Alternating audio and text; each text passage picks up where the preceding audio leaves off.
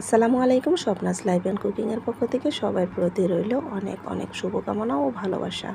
আজকে শেয়ার করব সবথেকে প্রয়োজনীয় একটি রেসিপি, টমেটো সস, যেগুলো নাকি আমাদের ঘরে না হলেই চলে না। আর এই সস তৈরি করার জন্যে এখানে আমি 7 কেজির মতো টমেটো ভালো করে ধুয়ে কেটে নিয়েছি।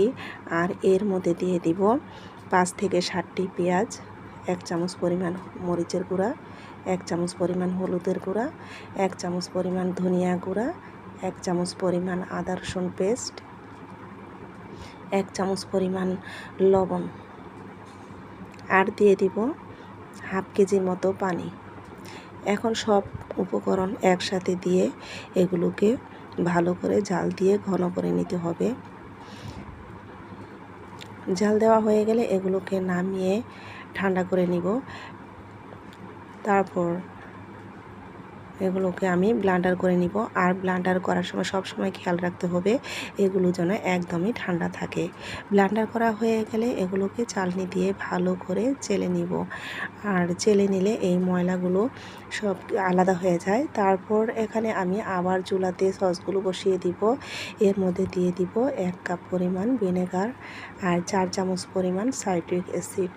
আর এই মেডিসিনগুলো না দিলে সসগুলো কিন্তু একেবারে নষ্ট হয়ে যায়। আর দিয়ে দিব হাফ কেজির মতো চিনি। আমি এখানে চিনিটা আরেকটু বাড়িয়ে দিব পরে যদি দেখি যে মিষ্টি কম হয়ে গেছে। আর দিয়ে দিব 1 চামচ পরিমাণ মরিচের গুঁড়া। তারপর এগুলোকে ভালো করে জাল দিয়ে ঘন করে নিব। এখন আমি আরেকটু চিনি দিয়ে দিব, কারণ আমার সসটা একটু মিষ্টি কম হয়ে গিয়েছিল। তারপর এখন এগুলোকে ভালো করে ঘন করে নিতে হবে। আর নামানোর আগে এখানে আমি 2 চামচ পরিমাণ সোডিয়াম দিয়ে দিব। আমার এই সস বানানোটা কেমন হয়েছে যদি ভালো লেগে থাকে কমেন্ট করে জানাবেন।